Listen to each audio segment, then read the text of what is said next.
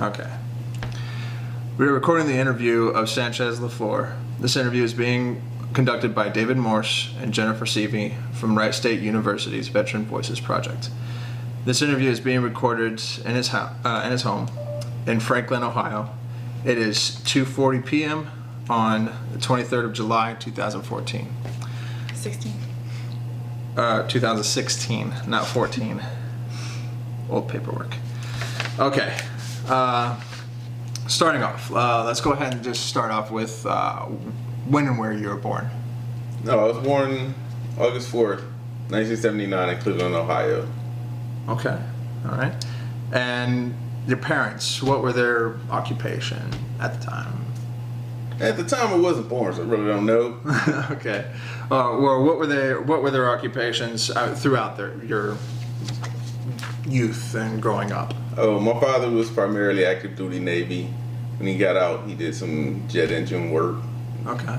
And my mom was a homemaker, and she did some light construction work, oddly enough.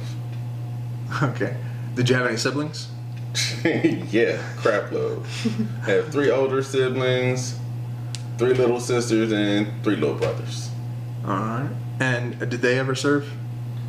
One of them's in the Navy now. One of them's in the Navy now. Good. Awesome.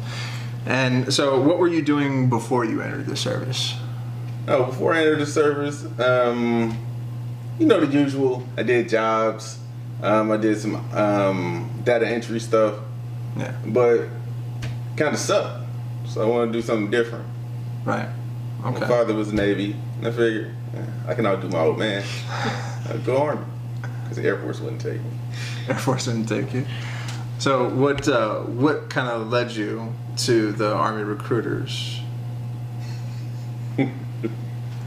Well, nothing really led me so much to the Army recruiters as it led me to an Air Force recruiter who wouldn't take me. Okay. Then led me to a Navy recruiter. Well, initially when I tried to join the Navy, I was 17. So I needed a waiver from my mom, who was like, no, it's not going to happen.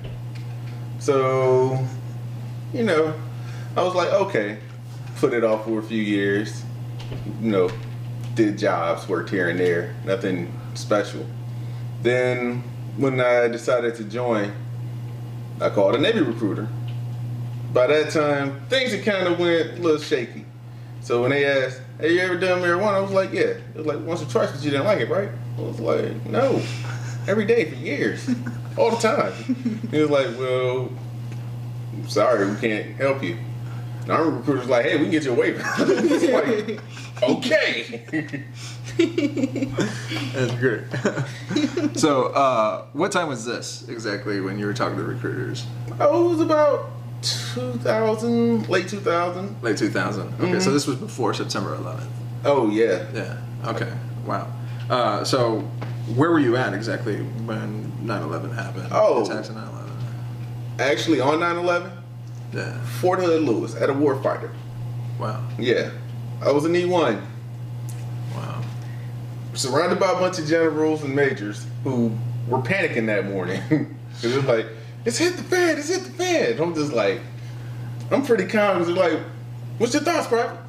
I'm screwed. Like, I wrapped my head around that already. Like, I'm the low man on the totem pole. Right. Yeah. Wow. Okay. So, as far as joining the service, what did your parents think, or your siblings, or anything like that, when you decided to join the Army? My mother wasn't a big fan of it. She was just, oh, you're going to go get killed. And I was just like, damn, really? That's what's going to happen, huh? I get enlisted, I get shot just that same day. And my siblings thought I was nuts. I don't know why you want to join the Army. I don't know why you don't. Right. I'm like, that's crazy. I'm like, crazy is doing the same thing as everybody else, getting the same results. We didn't live in the best neighborhood. So I was like, I don't know what happened if I joined the Army, but I know what happened if I stay here. We're either going to go in jail or going to be broke, same as everybody else. I'm like, My father was just, it's pretty much his exact words were, don't fuck it up. Okay. So where did you grow up? Or, I mean, grow up in join the military around that time? I mean, you mentioned that there was some feedback as far as you didn't want to do the same thing and end up in jail or anything like that. So what kind of neighborhood are you describing as far as where you came from? I guess politically correct term would be public housing, but it was the projects. Okay. Like, kind of like the stuff you see on TV, but worse and more fun. And more fun. Yeah. I gotcha. Okay. Like, it was one of those neighborhoods where if somebody ran past you, you didn't ask why they were running, you just started running. And then when you got to a point where you stopped, that's when you asked, why were you running? And like, people who didn't grow up like that, like, that's crazy. No. Because if you don't run, maybe you'll get shot. Or maybe you'll just get beat the hell up. Or you just have to be faster than the slowest guy. Or make a fast guy trip. And you're like, sweet. Wow. All right. Man. So it was a good decision then to join the Army. Oh yeah. All right, so let's talk about after you joined the Army. What was basic training or boot camp like? There is no way to describe how bad it sucked. I went to Fort Leonard Wood in the wintertime. It was like January 9th. I remember because it was my little sister's birthday. It was cold as crap. It was like 10 degrees. I mean, I'm from Cleveland. I'm used to cold. But it was different. It was like the cold was hungry and it was taking bites out of you. And pretty much our whole time there sucked. I'm in a bay full of guys, and for some unknown reason, we were like the only all-male unit there. I guess they were trying something new. I guess it didn't work. Everybody else had chicks. And it's different because you're meeting people from everywhere, and this is like my first time. And like, some people never met people of other races. Or, some people was just under the impression, oh, the Army's going to be easy, or they're going to give us guns. And I was just like, look around. Not everybody needs a gun. You don't want to give a firearm to everybody. Dang. And, I mean, overall, it wasn't a bad experience, but I wouldn't do it again. Right. That's nuts. Yeah, I think that's felt pretty much throughout. I know, in basic training in the Air Force, it's fun, but I wouldn't do it again. No. So, any of the instructors that you had, drill instructors, do you remember any of them that you want to talk about? Not by name, but yes, I remember them. Like, we had one in particular who reminded me of Sergeant Carter from Gomer Pyle. He was short, kind of stocky, and always angry about everything, even on a good day. And he just tell us stuff like, "Private, I hate you. someday you're gonna finish basic. You're gonna be in the real Army, and I'm gonna find you." Oh crap! Is he really looking at our personnel records? Oh my goodness! And we had this one drill sergeant. And I think he was the scariest because he never yelled. He never really got angry, but you could tell because he go from being like a normal tone to a whisper, which scared the hell out of everybody. He's like, "Private, I'm tired of talking to you. I want you to go run 6 miles." I was just like, I don't know how far 6 miles is, without something to measure it, but I'll run it until you can't see me. And then I'll probably walk a little bit because I assume you can't see me. But no, the dude had eyes like a hawk. Oh, jeez. I mean, it was like a scary kind of evil. Like, it's one of them things like you wake up in the middle of the night and just look and he's standing in the middle of the room and you're like, how the hell long has he been there? He's watching us sleep. Like, that's creepy as crap.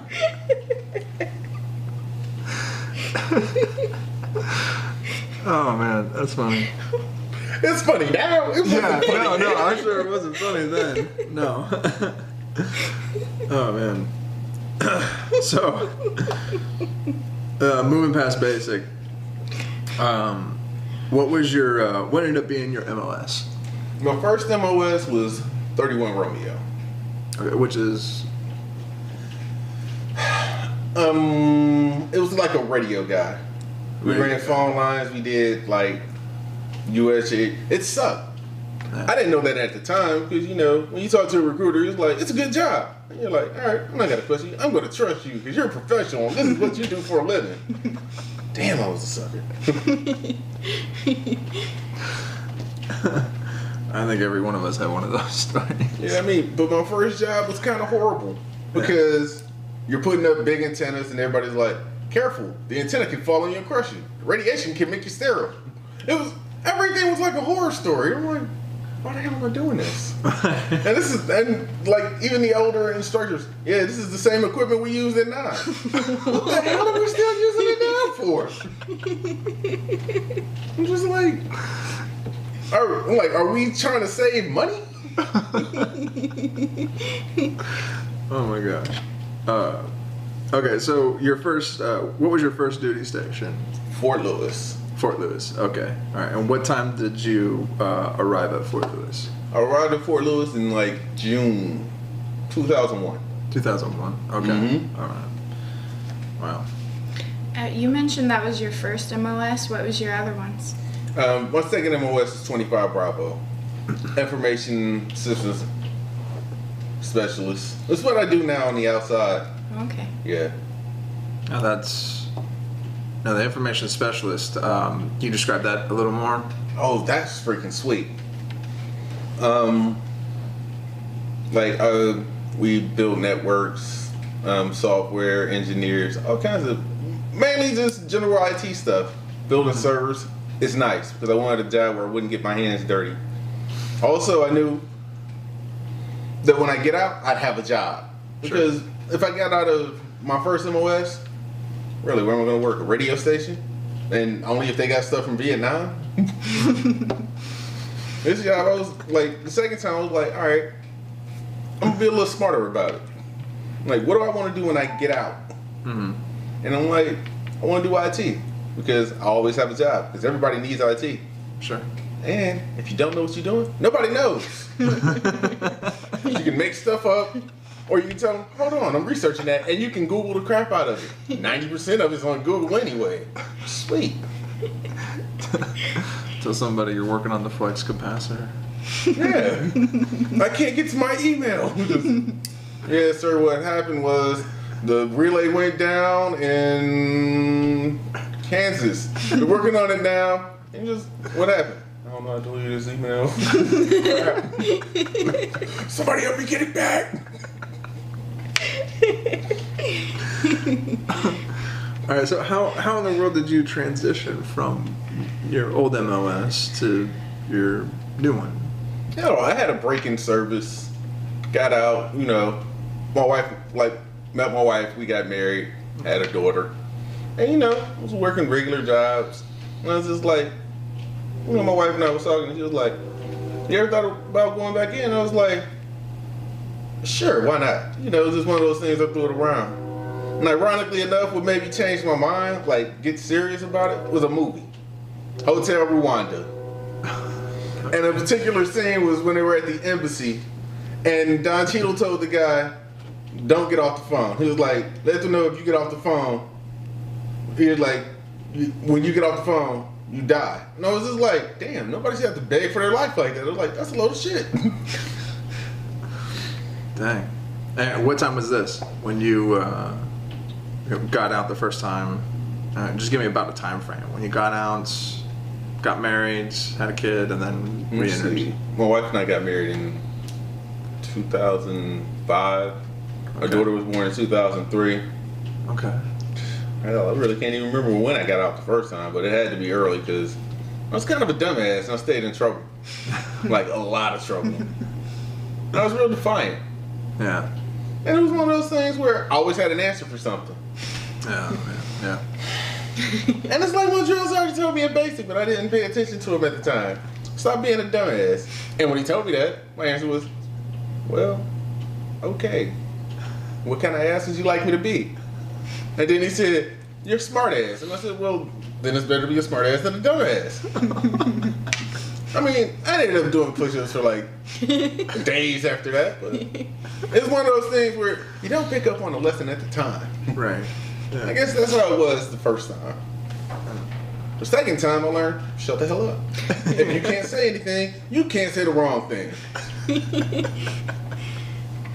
That's a good lesson. It is. So, just reflected back on that. When you talked to the recruiter again, was that a completely different conversation? Oh, yeah. Because when I talked to the recruiter and I told him the MOS that I wanted, because I was smarter this time, researched everything I wanted before I went in. He was like, no, we can't give you that, we'll give you this. And I got up. And he was like, where you going? I'm not taking what you're offering me. He was like, why? Either I get what I want or I don't get anything at all. And we talked a little bit more and I told him the truth. I was like, yeah, I want this job, but you need me more than I need you. You need 2 guys a month. You need to bring in 2 people a month. I'm like, here's a person. Either you can get me in or you can't. I was like, worst comes to worst, I have to wait a little bit longer. You're going to get your ass chewed by a man. I'm like, yeah. There's nobody chewing my ass for not joining. I love that. That's great. All right, so we're back in the military. This is around what time again? This is the second time you're back in the Army. Oh, I'm in Fort Hood, Texas. You're in Fort Hood, Texas. And so how long were you in Fort Hood, Texas, exactly? 3 years. 3 years. And this is a duration of what time frame? 2006 to 2009.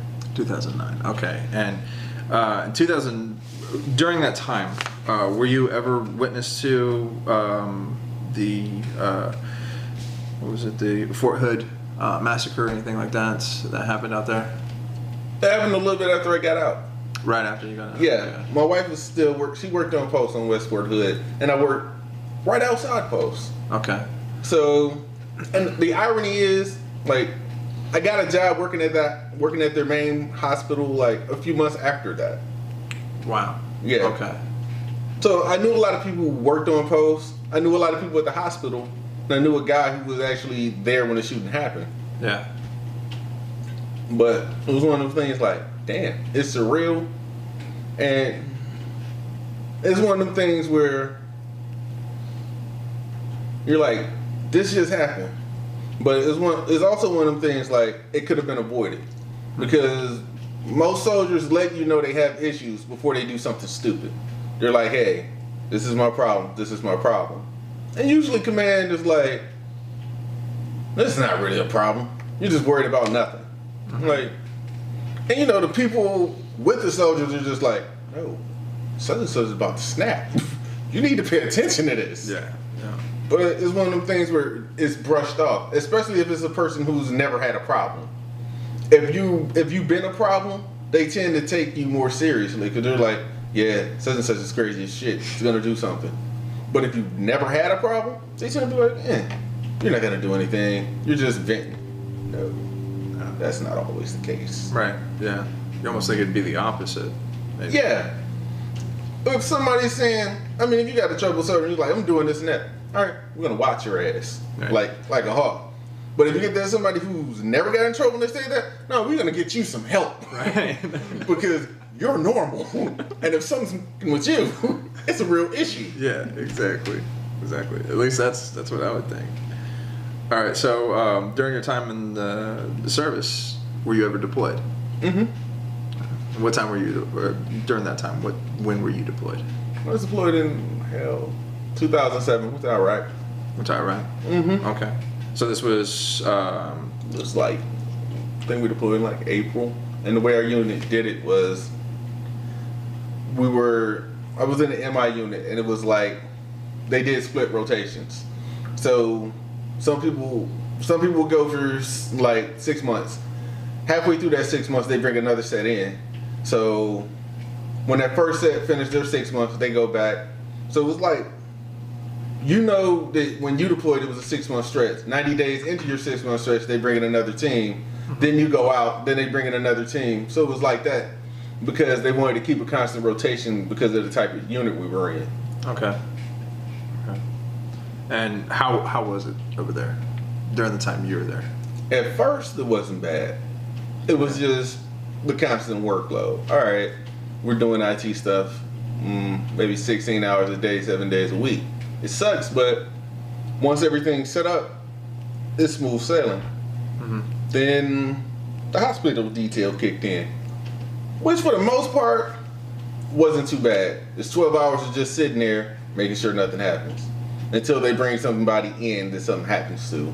Like you get the cases where people have got shot or whatever. One particular case kind of freaked me out. Little girl came in, she has no arms. Her arms got blown off. I was like, oh shit. Because she's like my daughter's age. Oh, man. And you know the nurses are comforting her and they're wrapping her up, and it was just like after she came out of surgery and she has like bandages on her nubs, and the nurse asked her, "Can I get you anything?" And I'm not thinking I'm saying this out loud. I'm thinking this in my head. I was like, "You can't get her no fucking arms." I was like, the nurse was like, "What?" I was just like, "That's the one thing she's really gonna want right now." Right. Yeah, exactly. Man, that's crazy. So, I'm surprised. Like, what exactly were you? I mean, I know that you did a lot of IT. How much during deployment did your job roles or responsibilities change in deployments or during deployments? Where you, I mean, like you said, like you mentioned, you had to work at the hospital, and when a crisis like what you just mentioned happens, there all of a sudden was activity. So, I mean, was it different during deployments than it would be at Fort Hood? Yeah, Fort Hood, you know, there's always going to be a bunch of people. So, you know, something happened. Okay. Because you're almost like, all right, somebody will handle that, so it doesn't concern me. There is a smaller group. It's more tight-knit. Something happens, you're like, oh, shit. Case in point. One night, it's like maybe 2 in the morning. We're deployed. I'm talking to my wife on the phone because that's really the only time I could talk where I knew nobody's going to come in the office and interrupt me. So we're talking, and you hear the mortars, boom, boom. No big deal. So we're talking, it was like, boom. I was like, what's that? I was like, I don't know, part of the mortar. She was like, sounds pretty loud. Is it close? Well, probably not. Shit. I was like, it happens all the time. 5 minutes later, my buddy comes running in. I'm like, what's the matter? Dude, we got hit. I'm talking to my phone. I'm talking to my wife. I'm just, yeah, I'm gonna call you back. So I hung up, and it was just like a whole panic situation because they're like, yeah, hit our barracks. So the first thing is they want to cut lines of communication because they don't want anybody hearing about it back home, starting to panic. So in the heat of the moment, we ran in the server room and unplugged every damn thing. Nothing's labeled because nothing ever happens. At least that's the way it's been. So we just unplugged shit. Oh, wow. Then we go back over to the unit, right? And the room right across the hall from ours is completely shredded, with a mortar in there that hasn't detonated. So it just came through but hasn't exploded. Oh, we're like, oh shit. So they're like, get everybody out and get a head count. So we're all formed up, and they're like, where's Neil? Well, this one guy, Neil, didn't make it. Then they pull Neil out. They're like, Neil got hurt. Neil got hurt. So, you know, everybody rushed Neil to the hospital, and we're all panicked and worried, like, oh shit, Neil's gonna be all right. First sergeant came back from the hospital, all kinds of pissed off. Like, is Neil all right, Tom? That some bitch was drunk. We're like, what? It was the panic, like, we're all worried, like, somebody got hurt. No, he's passed out because he's drunk. And the first thing, how the hell is he getting alcohol? Yeah. His wife mailed him some. And we was like, really? And I was like, I kind of laughed. Just like, what's so funny? I'm like, it's just the irony of out of any night he could have got drunk. It happened to be the night that we got hit. I was like, who the hell has luck that bad? I was like, that's like the lottery of stupidity right there. I'm like, jackpot. So of course after that happened, they went through and they wanted to perform a health and welfare, make sure nobody had no alcohol. We did it. They also searched for other contraband that nobody should have had, which everybody did, which was adult movies. Some of the fools had them labeled. And I just laughed because I was just like, really? you're going to label your porn as porn. I was like, it's not like they were going to ask you to play it. You just labeled it as porn. I was like, it's like the DEA raiding your house and you got piles of coke labeled cocaine for sale. I was like, you idiots. I was like, there's a right way to do something wrong and a wrong way to do something wrong. Hide it. And they're like, where do you keep yours? On a hard drive that's not labeled. I was like, if I was going to have it on a DVD, it'd be labeled the Smurfs. And they're like, well, why do you have a Smurfs DVD? My kids like Smurfs. All right. Making sure they have Smurfs when I get home. I was just like, you idiots labeled your porn as porn. And wonder why it's a big deal. I was like, we're not supposed to have it. Yeah. Oh, wow, that's funny. All right, so leading off of that, you mentioned it a couple different ways through mail or talking on the phone. Is there any other ways that you stayed in contact with your family or friends? Oh, Skype. Skype, yeah. Skype was a big deal. And it was a real big deal because it was like new at the time, I suppose. Or at least just getting popular. And you would have people lined up to talk for like 10 minutes on Skype. And you'd have people buying phone cards, spending hundreds of dollars to call home. And I was a fortunate guy. When I was gone, nothing went wrong home. But you'd have people just, my wife left me. My wife cleaned me out. You just, damn. Oh, man. Yeah. Yeah, we had this one guy in particular.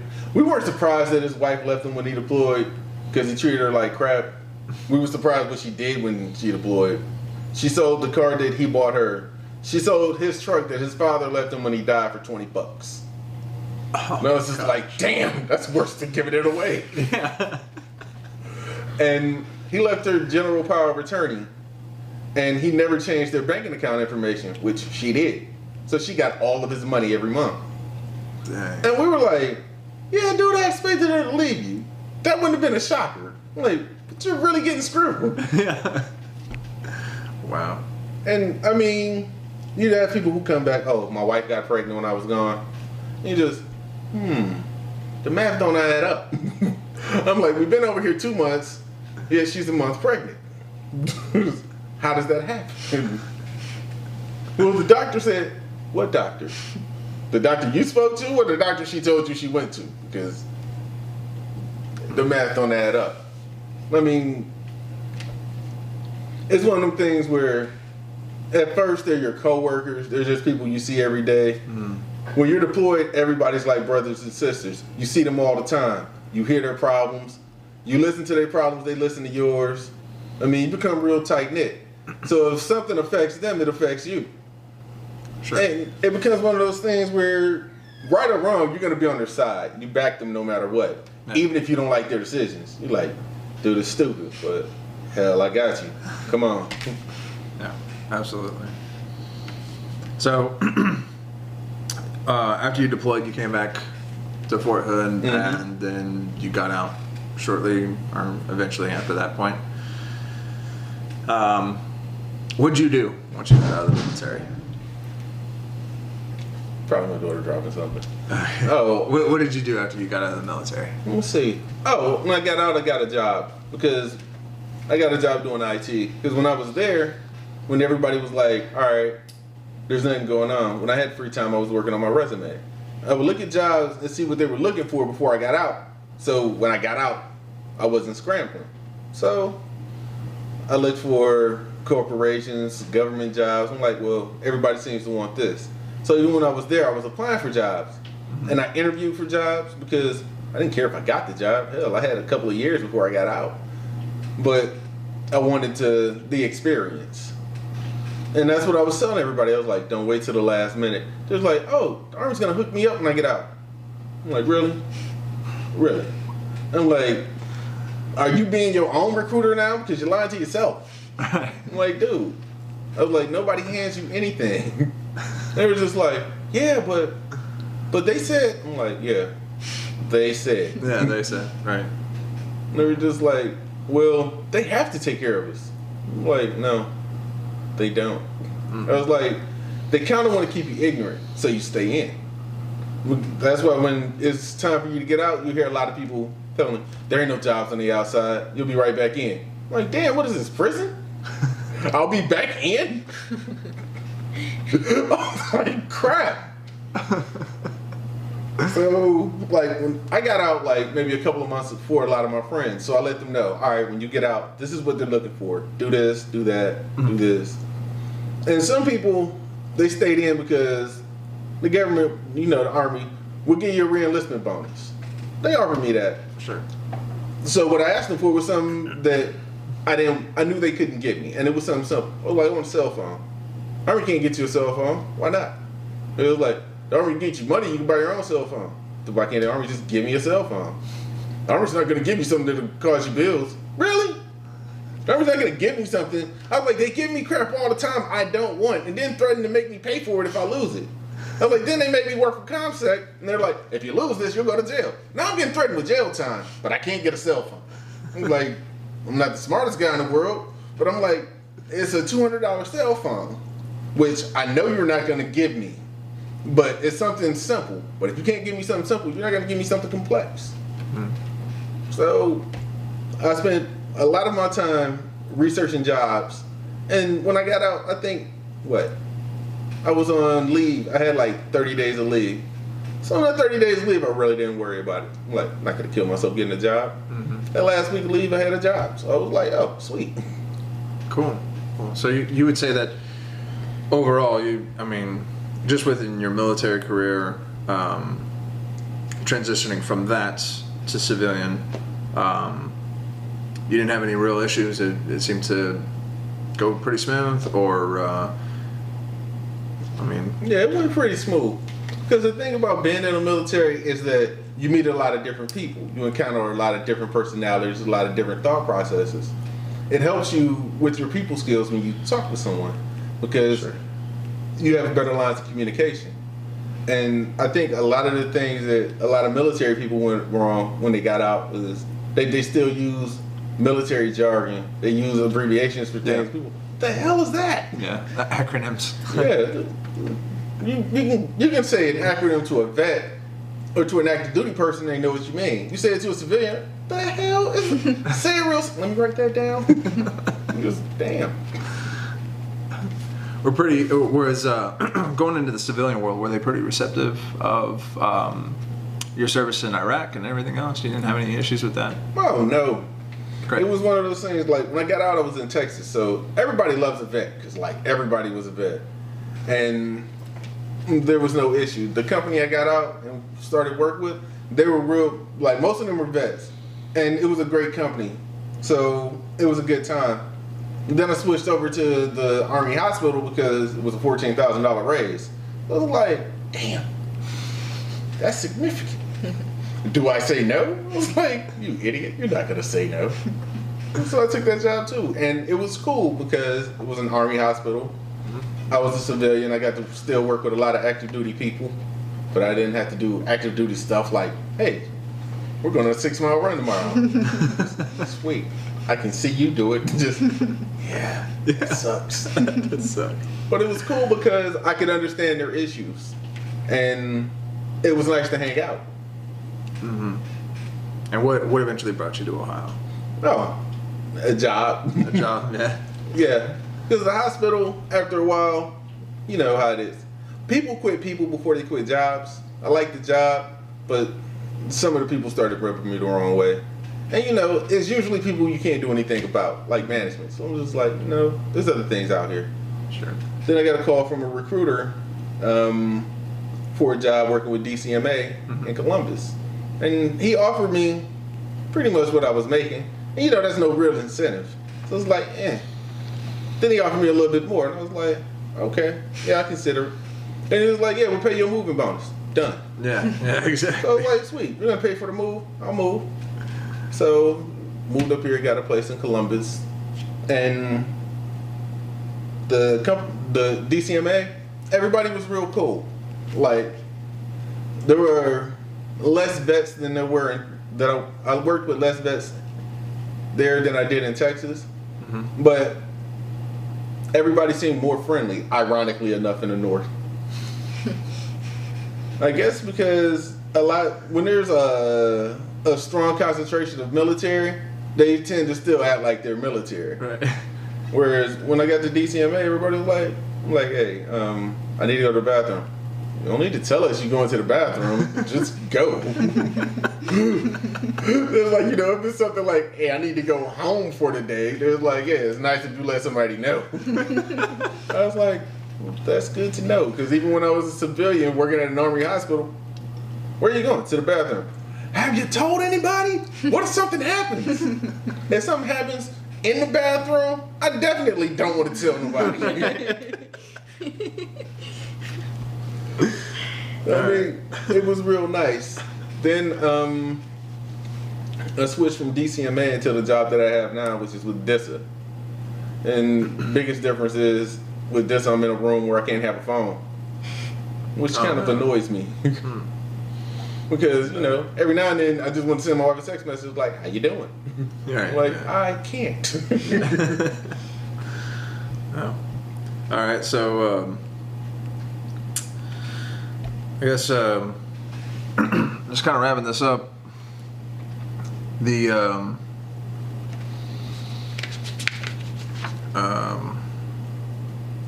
how would you feel that your military experience helped you out, and or at least your military experience give you your perspective on life and everything else?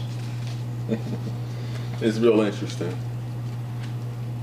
It's one of those things where people who haven't served don't really get it. And growing up where I grew up, my siblings still don't get it because they haven't done it.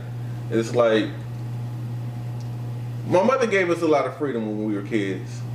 So with that freedom, she gave us consequences. She was like, I'm gonna let you go out and do whatever you want. Stay out as late as you want, but whatever happens when you're out, that's on you. She was like, the cops pick you up, you're doing that jail time. I'm not coming to save you from jail. So her mother wasn't about saving you from a consequence.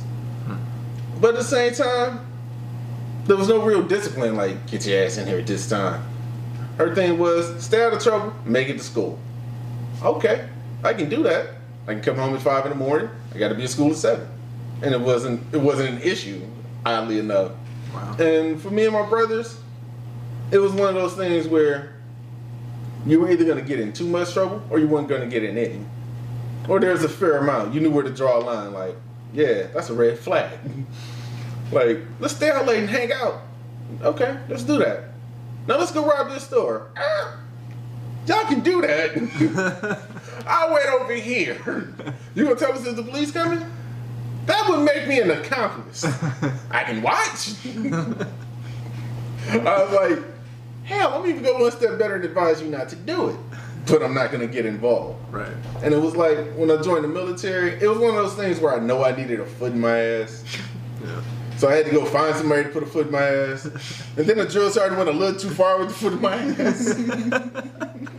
So I was like, let's dial it back. It's a big foot. Yeah. And it wasn't just his, it was like everybody would start trying to foot in your ass. Damn, this is really uncomfortable. So it's like, it changed my perspective because I can see where people lack things. And then, like, I have a cousin that's in the Navy. And the reason why he joined the Navy is because his mother babied him. He's, I guess, what you call a millennial. Okay. It's one of those things like, well, I want stuff, but I don't want to work for stuff. Like, good luck with that. So when he turned 18, his mom was like, hey, can he come stay with you for a while? I'm like, yeah, sure. Yeah, he can stay with me for a while. And I went to go get him. He was in Georgia, I'm in Texas. So it's like a 14-hour drive to his house. So I drove to his house, picked him up, drove back. And he's just sitting on my couch playing video games. All right, cool. But by the third day, I come out of my room, going to work, and he's sitting on the couch playing video games. And I just looked him dead in his eye like, you gotta get the fuck out. It's like, what? I was like, dude, I can't lay on my couch this early in the morning and play video games. I'm not gonna watch you do it. He's like, what am I supposed to do? Get a job. I don't want to get a job. I was like, we're gonna go see a recruiter. He was like, well, my girlfriend wants to join the Navy when she graduates. His girlfriend's 17. She's got a whole nother year of school before she graduates, and she wants to go to the Air Force. I'm like, you just gonna sit around and wait for her? I thought I was just gonna hang out here. Bullshit. So I was like, we're gonna go see a Navy recruiter. I don't want to see a Navy recruiter. I was like, well, what did the Air Force recruiter tell you? He told me I have a weight problem. I was like, so you got two choices. I was like, I'm not going to take you to the Marines. I was like, you'll never make it. I was like, I'm going to take you to either the Army recruiter or the Air Force. I don't want to join the Army. I'm like, so we went to the Navy recruiter, right? And the Navy recruiter, it's like the end of the month. The Navy recruiter was like, well, we only got this list of jobs. He ain't taking that. He's like, well, I think it's his decision. I was like, if I let him make a decision, he's going to make the wrong one. So I was like, I'm making this decision for him. So he's like, I don't want to go. I'm like, better get your ass up and do something with your life. I was like, your mother had like there's a magic grown-up button. There ain't. And I was like, I thought I could let you sit around my house, but I can't. I want to choke you already. So we go to see the Navy recruiter, and first it was just like digging around with him. So I was like, all right, I'm gonna shop him around. So I took him to a Navy recruiter like a few, like maybe the next town over, and his recruiter just happened to be there like, whoa, what you doing? I was like, y'all bullshitting. I'm trying to get him going down, shopping around. He's like, we got him. I'm like, then act like you got him. Right. So they took him and he did the ASVAB and he scored high. And he was just like, I don't know what job I want. I was like, if you don't know what you want, what don't you want? He's like, I don't want a manual labor job. I don't want to do this. I don't want to do that. So he narrowed it all the way down to like a nuclear tech or an IT professional. And I was like, all right, Google nuclear tech jobs. So he Googled it. He's like, there's not a lot. Google IT jobs. There was like 10,000 just where he lived. So he was like, all right, that's what I'll go with. Okay, fine. So, like, he said he wanted to go home to see his mom. Granted, he's only been in my house for a week, but he misses his mom. So he went to go see his mom, and he was like, he ain't coming back. Fine. But the recruiter kind of lied to him and scared him, like, you signed the paperwork, you gotta go back and you're going to jail. And I'm laughing because I know it's bullshit. But I'm not going to tell him that. No. So he comes back and he's all in a panic. So the night he ships off to Mex. Now, granted, this is the most unathletic guy in the world. The dude doesn't even look like he could pick up a ball, let alone play basketball. So the night he's supposed to ship, he falls and knocks out his two front teeth. The recruiter called me and told me this. And I'm talking to the recruiter like, we both know he's lying. He was like, yeah, he knocked his teeth out. He knocked his teeth out so he wouldn't ship. The recruiter's like, yeah, he's going to have to come back and stay with you for a while. I was like, bullshit. He was like, what do you mean? I was like, Navy, you get his teeth fixed, right? Yeah. I was like, then ship his ass. But I was like, ship his ass. He's a grown man. He wants to knock out his damn teeth. He's going to have to deal with it. So he shipped. And, you know, he probably hated my guts at the time. But, hell, now he's on his second enlistment. He's been to Canada. The only place he hasn't been that he wants to really go is Japan. So he's trying to get Japan. Yeah. But he's been, this is like, what, his 5th or 6th year in?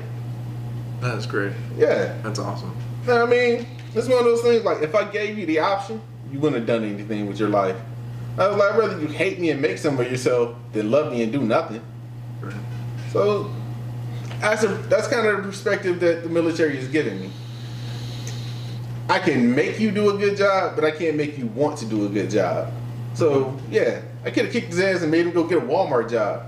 He wouldn't have held it.